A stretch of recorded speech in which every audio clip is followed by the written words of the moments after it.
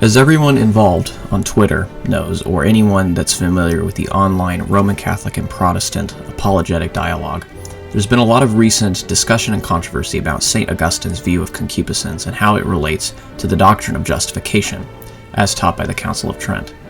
It has garnered much controversy both in and outside our circles. Generally, Roman Catholic apologists will seek to explain the texts of Augustine in which he explicitly affirms in some sense that concupiscence has the proper and formal character of sin as either purely metomanical in the sense that it leads to sin and that it is a cause of sin or an effect of it, or is referring only to the case of the unregenerate, in whom concupiscence's connection to the guilty will of Adam has not yet been removed in regeneration.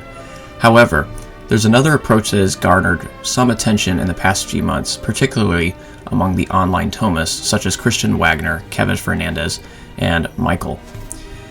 Christian B. Wagner has written a fine article detailing how Aquinas understands the motions of concupiscence in the sensitive appetite, and in what sense they can be affirmed as having the proper character of sin, venial sin, that is, as we will see.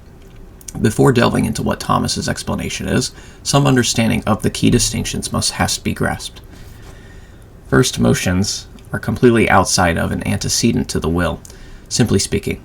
Second motions are those which have the will as a principle. The first category of these first motions of concupiscence is further subdistinguished into what are called the first motions, meaning those which are absolutely outside of the control of the will. This would be things like hunger and thirst, which pertain to the lower appetites. Then there are second first motions, the key category that we'll be addressing here, and will be the scope of our focus for this video. This refers to those motions that are predicated as voluntary insofar as the will is both able and obligated to prevent them. The non-prevention of these second first motions is a venial sin, according to Thomas. Wagner cites a helpful quote from a manual of moral theology based on Thomas that serves for our purposes as an accurate summary of what it is that we'll be addressing here. It says, quote, "Most theologians since the Council of Trent maintain that the inordinate movements of passion which precede the advertence of reason, such as lust, envy, sloth, etc., are not sins. The Council of Trent defined that the fomes peccati has never been understood by the Church to be truly a sin in the baptized, but has been called sin by St. Paul in the sense that it is from sin and inclines to sin. The condemnation of both the 50th proposition of Michael Bias and his 51st is interpreted as establishing as certain the non-sinfulness of such movements in infidels. St. Thomas taught otherwise, that such inordinate movements of passion are venial sins. Although they precede the deliberation of reason, they attain to the order of moral acts, however, imperfectly, insofar as sensuality in man by its nature is made to be subject to reason.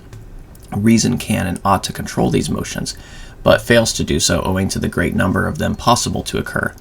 Hence, they are not involuntary, but indirectly voluntary, as sins of omission. Since these movements are indirectly voluntary, St. Thomas's teaching does not conflict with the Council of Trent, which speaks of the fomes peccati as habitual dispositions and not of its acts, which is what St. Thomas considers. Clearly, too, his teaching does not fall under the condemnation of the propositions of Michael Bias. With Bias, the motions are involuntary, but for Thomas, indirectly voluntary. St. Thomas distinguishes the motions of sensuality differently from modern manualists. For him, the motions primo primi, the first motions, arise from corporeal dispositions which are not under the control of reason, hence cannot be sins. Motions secundo primi, the second first motions, arise from some apprehension of the internal senses proper to the passions and can, at least if taken singularly, ought to be ruled by reason. Thus, they are moral acts." End quote. On the level of theological argumentation, it can be questioned whether the will's antecedent ability to prevent the motions of concupiscence from occurring suffices for them to be categorized as voluntary, which, of course, is the key linchpin of Aquinas' view, in order to explain in what sense they can be called sinful. So it is therefore this voluntariness that we must focus on. Are the movements of sensuality per se in our power? If the will only has responsibility for them through actual complacency therein, it doesn't seem reasonable to say that they are voluntary prior to that. Regarding the idea of a capacity to avoid each movement, none other than Henry of Ghent, another medieval theologian, has some interesting rebuttals to the idea. We can look at it in two ways. First, one can avoid each moment in a determined way during a certain space of time, let us say an hour. This sense, Henry says, is unacceptable, for we are sometimes surprised all at once by several movements that we cannot at all avoid, given that the will cannot occupy itself with several things at once. Secondly, One can avoid each individual motion of sensuality in an indeterminate sense, meaning that one can avoid one of several motions during a given span of time, but then it would only be the avoidable movement which has the sinful character, not the others. After Henry of Ghent, and up to the beginning of the 16th century, this principle as such was not much disputed.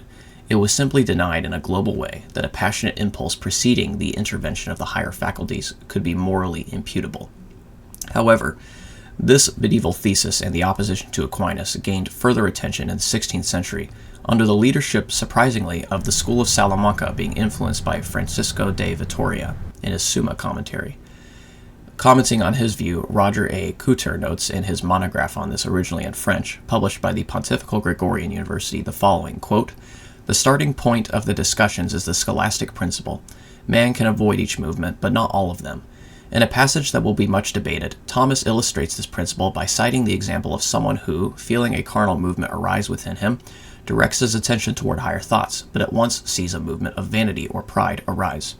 With scarcely concealed irony, Vittoria concedes that the person concerned in this case could avoid each of the two movements taken separately, since by yielding to the first he would have prevented the second from occurring. But such a capacity does not suffice in his view for one to say that every disordered movement is avoidable. St. Thomas simply wishes to demonstrate by this example that we inevitably fall into some venial fault, if only by letting an idle word escape if we live long enough." End quote.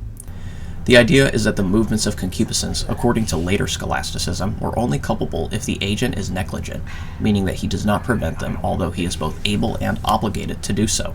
And in this regard, he violates the commandment, "Thou shalt not covet," which I will be discussing more later on. An attempt to prevent them would be the opposite of this negligence. Francisco de Vitoria was arguing that the will only has mastery over the emotions when reason is aware of them, and it is not responsible prior to that. After all, the will does not move toward an unknown object. The liberty of the will does not exist apart from the higher reason. In order for the will to resist emotion, the motion itself must be presented to the will as an object which has been apprehended by the intellect. This is why Vittoria doesn't think Aquinas' view is sufficient to view such motions as voluntary. However, Vittoria is not alone in this line of argumentation. Other scholastics, even Dominicans and Jesuits alike, also say this. For example, Francisco Zumel writes the following, quote, "For the will to be considered as consenting interpretively by failing to restrain such movements, and for it to be said that it is able to restrain these movements of the appetite in the manner required, it is necessary that the intellect actually advert to the fact that they are arising, or have arisen, or are in imminent danger of arising." End quote. Similarly, Johannes Malderus, the Jesuit bishop of Antwerp, said, quote, "They maintain that it is always within the power of the will to restrain such movements, and therefore that the will not only can do this, but ought to do so. It must be noted, however, that it is not universally true that these movements are voluntary in this way, for it is not so completely within our power that we can always prevent every such first movement, especially those arising from some imperfection or passion. It is not within our power to determine what is presented to the imagination, not only by a demon or by some natural bodily change, but also from other causes, for example, by the mere apprehension of the imagination itself. Indeed, once the imagination apprehends a sensible good, some movement of the sensitive appetite almost always follows naturally, so that we cannot entirely prevent it. Nevertheless, it can still be resisted in two ways, and if it is not resisted, sin may occur." End quote. It is quite interesting that many of these scholastics, even those calling themselves Thomists and defenders of Aquinas, actually, later on, drifted away from his view. Couture also notes how the Salmaticenses appear to have differences with Aquinas, by saying, quote, "Despite their protestations of fidelity to St. Thomas, the Salmaticenses therefore adopt the essential of the opinion of his adversaries. The scholastic thesis started from the principle that man enjoys a habitual dominium over his sensible powers. The Salmaticenses, with the whole of the moderns, cite the case of certain movements that they believe escape the habitual sway of the will in order to conclude that this criterion of habitual dominium is not adequate. They therefore abandon it for this other one that seems to them more sure, the actual dominion of the will over the inferior appetite assured by the actual advertence of reason." End quote. From the Reformed perspective, a key point of discussion on how this relates to the debate over concupiscence and its sinfulness is the manner in which it is contrary to the law of God, specifically the commandment, "Thou shalt not covet." Part of what the online Thomists are seeking to do here is to show how they can affirm concupiscence as being contrary to the law in some way, or as being sinful in some sense, so as to reconcile their view with certain passages of St. Augustine, and also to avoid falling under the condemnations of Michael Bias by Pope Pius V, written just before the Jansenist controversy. I'll begin by referring to a very clear text of Augustine, in which he affirms the point in question. In responding to Julian's assertion that the baptized, not the concupiscence of the flesh which is natural, but the guilt of evil concupiscence is removed, Augustine said, quote, "And how do you deny that concupiscence is sin, when the apostle says, I would not have known sin except through the law, you shall not covet," end quote. Concerning this commandment, Augustine elsewhere states that concupiscence is directly contrary to it, even when the will does not consent to its motions. Speaking about the sinlessness of Christ, he says, quote, "You say that Christ's chastity was sublime and continuous integrity, but you are mistaken. For chastity is not considered intact, where evil things are neither committed nor even desired. For one who desires evil, even if resisting his concupiscence does not carry it out, indeed fulfills what is written, do not follow your desires, but does not fulfill the law which says, you shall not covet, Exodus 20:17. Therefore Christ, who has most perfectly fulfilled the law, did not even desire unlawful things, for he had no internal discord between flesh and spirit, which in other men arose from the transgression of the first man. He was born of the Spirit in the Virgin without carnal concupiscence. In us, however, the flesh desires against the Spirit what is unlawful, so that it would prevail unless the Spirit also desired against the flesh. I have already said above that Christ not only did not commit unlawful things, but did not even desire them, so that he fulfilled the law, you shall not covet. This comes from the vein of sacred scripture, and not from the cesspool of the Manichaeans," end quote, in his unfinished work against Julian, Book 4. Now, I've already noted that Aquinas views the second first motions as venially sinful, and this might be how some Thomists will try to explain these passages from Augustine, in which he very clearly and explicitly says that concupiscence, even when not consented to, but simply the desiring of sin, is contrary to the law of God. And they will simply say that it is venially sinful, and that this suffices to get them out of the difficulty. However, this is actually precisely the point where their departure from Augustine begins to emerge a bit more clearly. For on the Roman Catholic view, venial sins are not directly contrary to the law of God, but only in a restricted and qualified sense. To be directly contrary to the divine law, in the way that they conceive of mortal sins as being, would involve a sin in which the will chooses a creature rather than God as its ultimate end. In other words, what they're saying is a classic distinction that Aquinas used between a sin being beside the law and being contrary to the law. Many of them will say that venial sin is the former, but not the latter. Thus, Matthias Scheeben explains the Roman Catholic view as follows, quote, "The difference in intrinsic wickedness in these two forms of sin is expressed most vividly and at the same time most completely in the formula. In serious sin, meaning mortal sin, a creature turns away from God as his final goal in such a way that he turns toward another goal and thus turns his back on God, while in venial sin he only temporarily loses sight of his final goal and walks beside the right path without turning to another goal. Venial sins, in other words, do not avert a creature from God as their ultimate end, strictly speaking. Rather, they involve turning away from God as the ultimate end in a qualified way. Because of this, venial sins per se do not have the same guilt that mortal sins do. Venial sins per se do not merit damnation, but only by reason of the condition of the subject, such as the reprobate, in whom venial sins and all sins de facto are mortal because they end in damnation. As the Psalm Ticenses puts it, quote, "We have said that the formal difference between mortal and venial sin lies in the fact that the one is simply against the law, the other only in a qualified sense, and that to be against the law simply occurs when both the law or its observance is simply necessary for attaining the ultimate end, and the law is simply violated by the act that tends against it, while to be against the law in a qualified sense occurs when one of these is absent," end quote. What he's giving here is the conditions for mortal sin, and noting how venial sin does not fulfill all such conditions, and therefore is only contrary to the law in this restricted way. While the Thomists do agree that venial sins are properly contra legem, or against the law, insofar as they are forbidden by it in the prohibitions of the Ten Commandments, they deny that it properly violates the substance of the law, or that it is directly contrary to the virtue of charity, which is the fulfillment of the law. In response to this, we can make 2 points.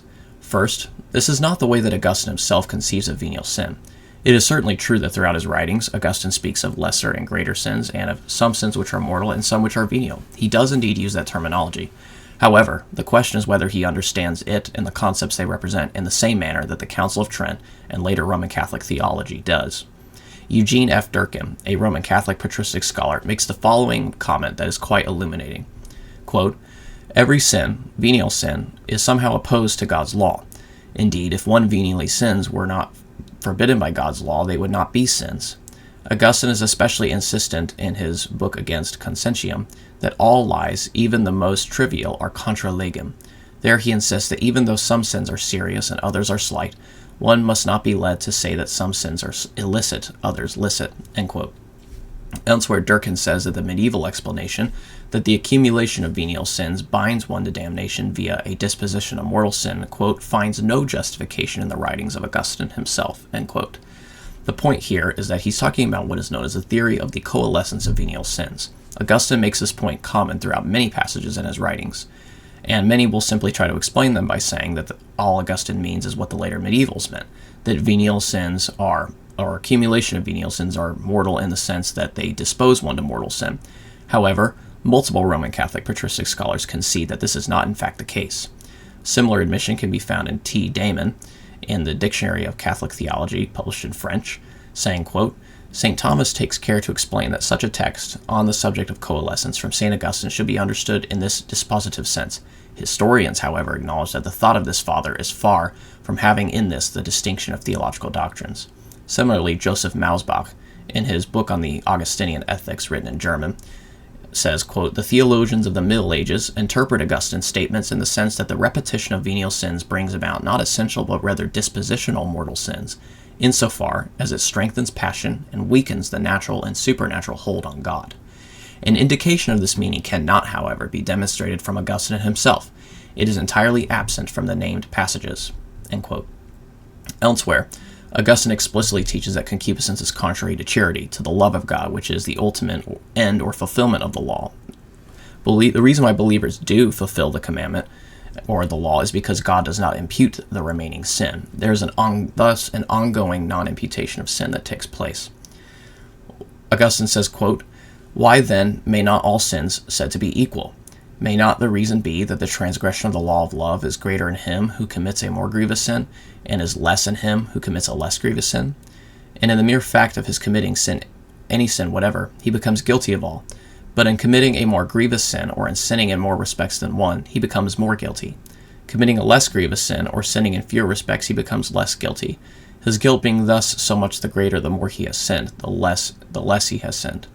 Nevertheless, even though it be in only one point that he offend, he is guilty of all, because he violates that love on which all things hang.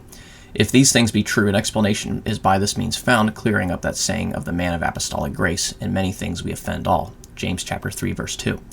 For we all offend, but one more grievously, another more slightly, according as each have committed a more grievous or a less grievous sin, everyone being great in the practice of sin in proportion as he is deficient in loving God and his neighbor, and on the other hand, decreasing in the practice of sin in proportion as he increases in the love of God and his neighbor. The more, therefore, that a man is deficient in love or charity, the more he is full of sin.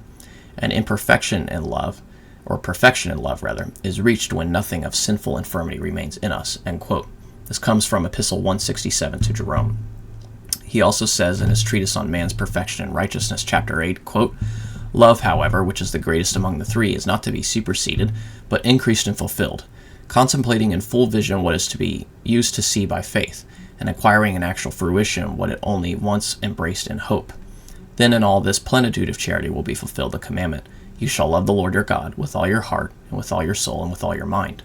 For while there remains any remnant of the lust of the flesh to be kept in check by the rein of continence, God is by no means loved with all one's soul. For the flesh does not lust without the soul, although it is the flesh which is said to lust, because the soul lusts carnally. In that perfect state the just man shall live absolutely without any sin, since there will be in his members no law warring against the law of his mind, but he will wholly love God, with all his heart, with all his soul, and with all his mind, which is the first and chief commandment. For why should not such perfection be enjoined on man, although in this life nobody may attain to it? For we do not rightly run if we do not know whither we are to run.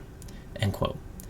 I again cite Eugene Durkin in his monograph, saying, quote, because charity itself represents the fulfillment of God's law, because it is also the cornerstone on which all other virtues depend for their fruition, Augustine was led to see all sins as offenses against charity.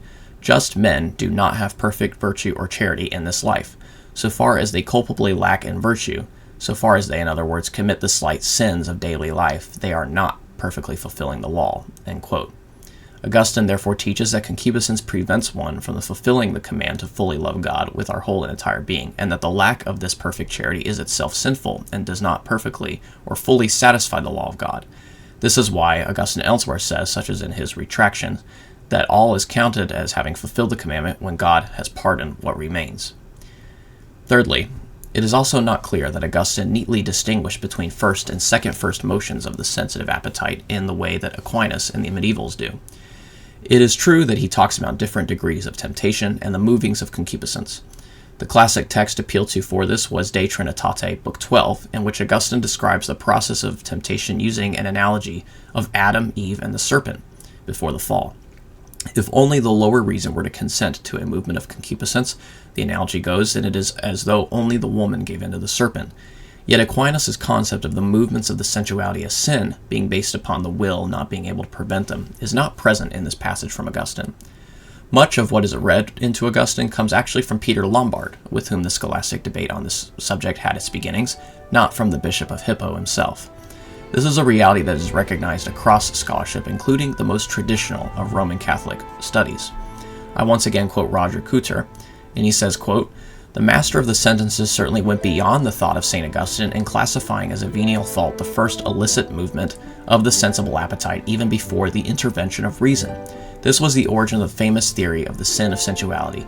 For centuries, people would believe they were finding in the sentences the authentic thought of the Bishop of Hippo." End quote. Bonaventure actually made the same mistake at one point of mistaking Lombard for Augustine. Commenting on the passage commonly quoted from De Trinitate, Book 12, in which Augustine says, "If in the movement of sensuality only enticement of sin is entertained, it is venial," Te Damon comments on the passage, "Yet this text belongs properly to the master of the sentences, Lombard, not to St. Augustine." End quote. Similarly, the explanation that Augustine only views these motions of concupiscence as venial must be rejected in light of the evidence we've already presented, since Augustine views venial sins as being contrary to the law and does not seem to have a neat distinction between an intrinsic difference in the guilt of venial and mortal sins, although he certainly does use that terminology. Rather, the venial sins for Augustine are cleansed by praying the prayer, "Forgive us our debts," and through almsgiving. In fact, Augustine views the commandment, "Thou shalt not covet," as applying to all the motions of concupiscence, not just those which later medieval categories classified as being voluntary in a subtle way that was simply foreign to Augustine's thought. In the French Dictionary of Catholic Theology, Aix-le-Blachelet says, quote, "The Fathers at Trent had declared that if the Apostle sometimes calls concupiscence sin, the Catholic Church has always understood this expression not in the sense that concupiscence is truly and properly sin in the regenerated, but because it comes from sin and inclines to sin, an explanation taken from St. Augustine. The Bishop of Hippo does indeed suppose that the text, non concupiscence, extends to all movements of concupiscence, but he then considers not only the strict object but also the end of the commandment, an end which we fully attain only in heaven. The strict object is contained in another formula in the book of Sirach, do not go after your evil desires," end quote. As to what Blachelet says about Augustine only considering the end of the commandment and not the proper matter of it, I've discussed elsewhere why I don't believe this explanation is adequate to explain what Augustine's intention is against the Pelagians. However, I would also note that my point here in quoting Blachelet is not to say that he exactly adopts a Protestant reading of Augustine, but rather that he concedes the central point that we are arguing against Aquinas, namely that Augustine views the commandment as applying to all movements of concupiscence and not distinguishing subtly the way that Thomas does. And again from Te Damon, the Dominican scholar that I've already quoted. He says, quote, "In support of the doctrine of the sin of sensuality, Thomas frequently cited, though in abbreviated form, Book 19, Chapter 4 of the City of God, where Augustine says, quote, 'For it is not no vice at all, when, as the Apostle says, the flesh lusts against the spirit.' But St. Augustine's thought here is not as subtle as has been attributed to him, and by these words the author intends simply to denounce the vice of intemperance. Moreover, it seems that the scholastic notion of the sin of sensuality is foreign to the considerations that St. Augustine most commonly develops concerning concupiscence." End quote. To conclude the video, I can summarize the essential argument in the following theses. First, the overall pattern in the early modern period was that most theologians within the Roman Catholic tradition of scholasticism had in many ways abandoned Aquinas' view, or at least rejected fundamental elements of it. Amazingly enough, they did this especially under the influence of people like Francisco de Vitoria and the school of Salamanca. Secondly, Augustine does not seem to think of concupiscence and its motions and venial sin in the same way that we see in the later Middle Ages. Rather, he views the commandment as applying to all the motions of concupiscence, and does not classify some sins as voluntary in the same manner that Aquinas does, although he once again uses similar language, but he does not neatly distinguish them the way we find centuries later. I'll end with the words of Kuter, whose study I've already cited. Making the following conclusion towards the end of his scholarly monograph about Aquinas' view on the venial sin of second first motions of concupiscence, he says the following, quote, "Our investigation has therefore enabled us to trace the teaching of theologians on the imputability of the first movements of sensuality beginning with St. Thomas up to the end of the 17th century. We have arrived at the conclusion that a profound change took place during the first half of the 16th century, resulting in the almost unanimous abandonment of the doctrine commonly accepted in the 13th and 14th centuries. This reversal of opinion had been prepared by a current of opposition that arose at the end of the 13th century within the Franciscan school, and was then continued until the beginning of the 16th century by the nominalist authors. Under the influence of this movement, Vittoria introduced the modern opinion into the school of Salamanca, where it immediately prevailed. Thanks above all to the extraordinary influence of this celebrated university, the opinion soon spread throughout Europe, and by the second half of the 16th century had become the common doctrine. From the 18th century onward, the scholastic thesis fell almost completely into oblivion."